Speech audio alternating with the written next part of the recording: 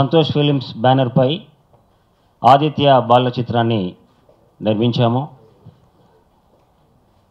దాదాపుగా ఒక 3 months before a film complete అయినా కూడా నేషనల్ అవార్డ్స్లో, తర్వాత చిల్డ్రన్ ఫిల్మ్ ఫెస్టివల్స్లో రాష్ట్ర ప్రభుత్వాలు, తెలంగాణ ఆంధ్ర రాష్ట్ర ప్రభుత్వాల వినోద పన్ను రాయితీ గురించి కొంచెం తీసుకోవడంలో కొంచెం ఫిల్మ్ను లేట్ అయిపోయింది. ఈ ఫిల్మ్ను ప్రధానంగా లాస్ట్ 2013 చిల్డ్రన్ ఫిల్మ్ ఫెస్టివల్లో భరద్వాజ గారిని ఒక జర్నలిస్ట్ క్వశ్చన్ వేశాడు.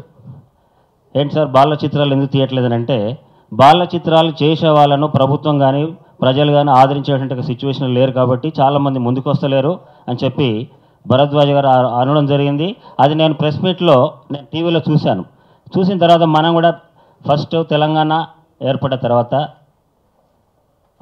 ఆంధ్ర ప్రభుత్వము, తెలంగాణ ప్రభుత్వాలు ఏర్పడిన తర్వాత మొదటి బాల చిత్రము తెలుగు చిత్రం ఇది. 2 రాష్ట్ర ప్రభుత్వాలు ఆంధ్ర ప్రభుత్వం ద్వారా వినోద పన్ను రాయితీ పొందిన ఫస్ట్ చిత్రం ఇది. ఇంతవరకు ఆంధ్ర గవర్నమెంట్ ఎవరికి వినోద పన్ను రాయితీ ఇవ్వలేదు. ఆ ఫిలిం చూసినట్టుంటే ఐఏఎస్ ఆఫీసర్ చాలామంది కూడా ఒక మంచి సామాజిక అవసరంతో పిల్లలకు ఉపయోగపడే విధంగా వాళ్ళు ఉత్తేజపరిచే విధంగా ఉంది. చాలామంది పిల్లలు చాలా డాక్టరు, సైంటిస్టే కావాలనేటువంటి అనుకుంటుంటారు. కానీ అబ్దుల్ కలాం లాగా భారతదేశానికి శాస్త్రవేత్తలు ఇక్కడ అవసరం ఉంది. మేము గత 35 ఏళ్ళుగా ఈ విద్యా వ్యవస్థలోనే ఉన్నాం. LKG to PG వరకు మా దగ్గర స్టూడెంట్స్ ఉన్నారు. గత మేము తయారు చేసుకొని విద్యార్థుల కూడా ఒక స్ఫూర్తిని కలిగించడానికి వరంగల్లో government of India science and technology వాళ్ళు ఇన్స్పైర్ 2014 అబ్దుల్ కలాం ఐడియాలజీతో ఇన్స్పైర్ అండ్ ప్రోగ్రామ్ కండక్ట్ చేసి చాలామంది సైంటిస్టులు చేసేస్తే వరంగల్ నుంచి నేషనల్ అవార్డు, రియల్గా నేషనల్ అవార్డు ఒక అబ్బాయి తీసుకున్నాడు, ఒక అమ్మాయి తీసుకుంది. సో అటువంటి ఇన్స్పిరేషన్తో ఇన్ ఫ్యూచర్లో కూడా కంపల్సరీ శాస్త్రవేత్తలుగా ఎదగాలనే ఇంటెన్షన్తో ఈ ఫిలిం తీసాము.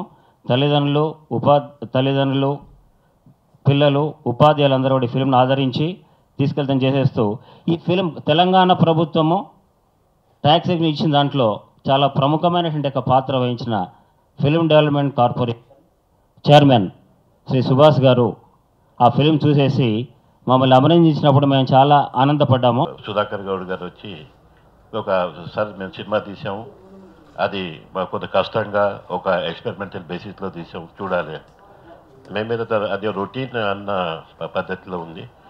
కానీ అందరం కలిసి ఎప్పుడైతే ఒక కమిటీ ఫామ్ చేసి, అంతకుముందే కూడా ఆంధ్ర యునైటెడ్ స్టేట్స్ దీంట్లో ఉన్నప్పుడు ఆంధ్రప్రదేశ్ వాళ్ళు రాయితీ ఇవ్వటం జరిగింది.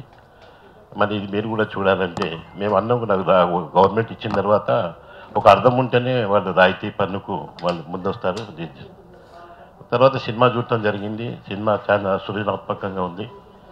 మళ్ళీ అబ్దుల్ కలాం గారు మాజీ రాష్ట్రపతి వారి కీర్తి చేసిండు. మరి వారి ఉద్దేశం దాని ఆధారం మీదనే పిల్లలు ఏ విధంగా ఎదగాలి, సైన్స్ టెక్నాలజీ అన్నది ఏ విధంగా ముందుకు తీసుకుపోవాలి, మళ్ళీ ఈ యొక్క బీజాన్ని పిల్లలు చిన్నగా ఉన్నప్పటి నుంచే అది వేస్తే అది మనము దేశం ఇంకా ముందు పోవడానికి, శాస్త్రీయ రంగంలో దీంట్లో టెక్నాలజీలో ముందు పోవడానికి ఉంటుందని మళ్ళీ ఆవశ్యకత కూడా అనుకున్నాం. వాళ్ళు ముందు రాయితీ పన్ను అడిగారు, తర్వాత సబ్సిడీ అని. ఆ సబ్సిడీ ఇంకా మాకు ఈ రాష్ట్రం ఏర్పడిన తర్వాత, తొలి రాష్ట్రం ఏర్పడిన తర్వాత ఇంతవరకు ఏ గైడ్లైన్స్ అన్నట్టు లేవు. ఒక కమిటీ ఫామ్ చేసి తమ్మారెడ్డి గారు కూడా చెప్పాము ఇందాక, సార్ మీ అట్టోళ్ళ నుండి మాకు వెనకాల ఉండి సూచనలు చేయాలి, తర్వాత ఈ చలనచిత్ర రంగాన్ని కూడా ముందు తీసుకుపోవడానికి మీరు ఎట్టున్నా కూడా మీ సలహా సూచనలు మాకు అవసరమని. అది తర్వాత ముఖ్యంగా ఇక్కడ రావడం నాకు ఎంత సంతోషంగా ఉంది. ఈ వచ్చే ఇండియన్ ఫిల్మ్ ఫెస్టివల్ నాకు మీరు ఇంతమంది ఉంటారని తెలియదు. మీ అందరూ ఎవరైతే ఫోటోగ్రాఫ్స్ ఉన్నారో you are all the special invitees for the programme. మీరంతా చూశాను. ఎప్పుడైనా మేము ఎక్స్టెండ్ చేస్తాం మీద తీసేసుకొని, నాకు ఐడియా లేదు. నేను చూసినప్పుడు కూడా నేను ఎంతసేపు ఫోటోగ్రాఫ్ మా సమాచార శాఖ తరఫున మేము ఏదైతే ఉంటుందో ఫోటో అట్లానే ఉన్నాం. ఇక్కడ వచ్చిన ఇంతమంది ఉన్నారు మన దీనికి కవరేజ్ దీనికి. మరి ముఖ్యంగా మిమ్మల్ని కూడా మీరు రావాలని ఆహ్వానిస్తున్నాను. చాలామంది డాక్టర్లు, ఇంజనీర్లు అవ్వాలనుకుంటారు, కానీ ఈ సినిమా చూసి ప్రతి ఒక్క సైంటిస్ట్ అవ్వాలనుకుంటారు. ఇది ఒక మంచి మెసేజ్ ఉన్న సినిమా. మీకు ఒక గుడ్ న్యూస్, అంతర్జాతీయ బాలన చలన చిత్రోత్సవం నవంబర్ 14 నుండి 20 వరకు ప్రదర్శించబడుతుంది. అందులో ఈ సినిమా కూడా ప్రదర్శించబడుతుంది. అందుకే మేమందరం చాలా హ్యాపీగా ఫీల్ అవుతున్నాం. ఈ ఆపర్చునిటీ ఇచ్చిన డైరెక్టర్ అంకుల్కి అండ్ టీవీ ఛానల్ వారికి అండ్ ప్రెస్ వాళ్ళకి మెనీ థ్యాంక్స్. యాక్ట్ చేసిన క్యారెక్టర్ పేరు బన్నీ. నేను ఎక్కువగా ఎంఎస్ నారాయణ గారితో చేశాను. ఈ మధ్య కాలంలో ఇలాంటి సినిమాలు ఎక్కువ రావట్లేదు. ఈ సినిమాని అందరు చూసి మమ్మల్ని ఎంకరేజ్ చేయాలని కోరుకుంటూ ఈ అవకాశం ఇచ్చిన డైరెక్టర్ అంకుల్కి థ్యాంక్స్. సుధాకర్ గౌడ్ గారి దర్శకత్వంలో నిర్మించిన చిత్రం రిలీజ్ అవుతుంది. అయితే ఈ సినిమా అనాథ బాలులు సైంటిస్ట్ అవటం అన్నారు. ఈ అనాథ అనేదే పెద్ద సబ్జెక్టు.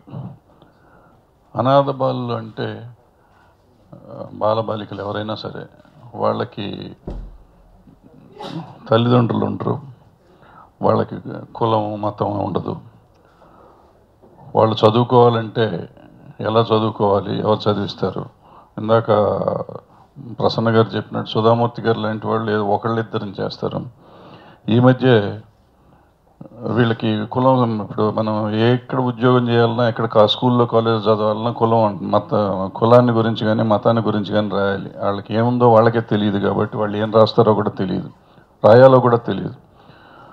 సో ఈ మధ్య నేను కొంతమంది మిత్రులను కలిసి ఈ 2 రాష్ట్రాల్లోనూ, అట్లీస్ట్ తెలుగు రాష్ట్రాలు రెండిట్లోనూ అనాథ బాలులు ఉండకూడదు, బాలబాలికలు ఉండకూడదు, వీళ్ళందరినీ ఒక చోటగా చేర్చి ఎక్కడ స్ట్రే కిడ్స్ అనేవాళ్ళు ఎక్కడ కనపడ్డా కానీ తీసుకొచ్చి బలవంతంగా చదివించి వాళ్ళని డాక్టర్లని, ఇంజనీర్లని, సైంటిస్టులని, ఐఏఎస్ ఐపీఎస్ ఆఫీసర్లను చేయాలి అనే ఉద్దేశంతో ఒక ప్రాజెక్ట్ తయారు చేసాం. అది ముఖ్యమంత్రి గారికి చెప్దామని ప్రయత్నం చేస్తున్నాం. ఆయన ఇంటర్వ్యూ రావాలి, దొరికినప్పుడు చెప్తాం అనుకుంటున్నాం. ఆంధ్ర గవర్నమెంట్కి కూడా చెప్తాం. అట్లాగే ఎందుకు చెప్తున్నానంటే ఇదంతా ఈ అనాథ బాలుని గురించి ఈ కథ ఆదిత్య సినిమా చేస్తున్నారు. ఇలా సినిమాలు తీయటమే కాకుండా వాళ్ళని మనం సరిచేయటం, చాలా ఆర్ఫనైజెస్ కానీ చాలా స్కూల్స్ కానీ ఉన్నాయి, కానీ వాళ్ళు ఎంతో కొంతవరకు చేసి వదిలేస్తున్నారు. నేను అక్కడ గుంటూరులో ఒక ట్రస్ట్ చూశాను. అక్కడ పిల్లలకి ఒక తల్లి ఉంటుంది, 10 మంది అనాథ పిల్లల్ని పెట్టుకుని వాళ్ళందరికీ చదువు చెప్తూ ఉంటుంది, వాళ్ళని అక్కడే స్కూల్ ఉంది. ఇలా పెంచుకుంటూ అది చూసిన కాడి నుంచి ఒక ఇన్స్పిరేషన్ వచ్చింది. అలాంటిది ఏదైనా చేసి మొత్తం రాష్ట్ర ప్రభుత్వాలు చేయగలిగితే, ప్రతి రాష్ట్రంలోనూ, మన దగ్గరే కాదు అన్ని చోట్ల చేస్తే అనాథ బాలులే లేకుండా పోతారు. వాళ్ళకి ఒక చరిత్ర వస్తుంది.